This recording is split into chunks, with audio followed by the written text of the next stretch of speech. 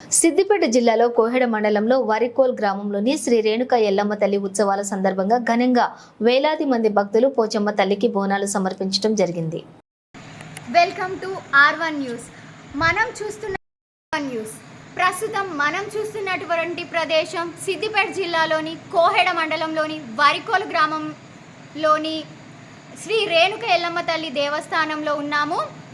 అలాగే ఇక్కడ 15 రోజుల నుంచి అమ్మవారికి హోమాలు యాగాలు జరుగుతున్నాయి. అదే క్రమంలో ఆదివారం రోజున శ్రీ పోచమ్మ తల్లికి బోనాలు తీయడం జరిగింది. ఎల్లమ్మ తల్లికి సోమవారం రోజున పెద్ద పట్నాలు మరియు మంగళవారం రోజున సిద్ధోగం జరుపుతున్నారు. అదేవిధంగా శ్రీ రేణుక ఎల్లమ్మ గౌడవారి కుటుంబంలో ఒక ఆడబిడ్డగా తల్లిగా ఉండి తన ఆశీస్సులను ఎల్లవేళలా మనకి అందిస్తుంది. అలాగే ఇది మనం చూస్తున్నటువంటి దేవాలయం అతి పురాతనమైన దేవాలయం. ఇక్కడ చాలా కోరికలు నెరవేరాయి. అదేవిధంగా ఇక్కడ అమ్మవారి విగ్రహం పునరుద్ధరించుకొని ఒక భక్తుడి కలలో కూడా తన నిజ స్వరూపాన్ని చూపించి తన ఆశీస్సులను అందించింది. అలాగే మనకు ఎప్పుడూ తన ఎల్లవేళలుగా తోడుంటుందని ఆశిస్తూ మీ భవాని.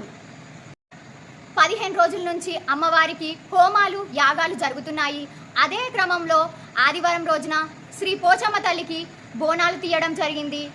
ఎల్లమ్మ తల్లికి సోమవారం రోజున పెద్ద పట్నాలు మరియు మంగళవారం రోజున సిద్ధోగం జరుపుతున్నారు.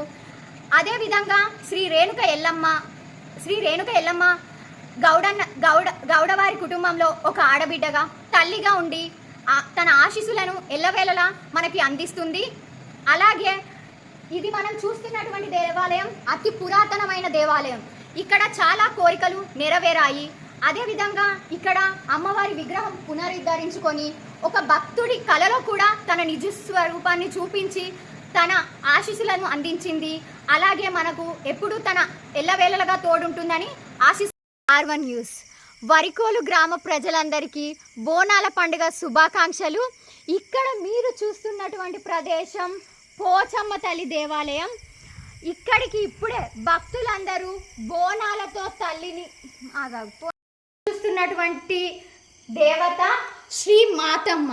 ఈ తల్లి కూడా శ్రీ రేణుక ఎల్లమ్మ తల్లి దేవస్థానంలోనే ఉండడం జరుగుతున్నది.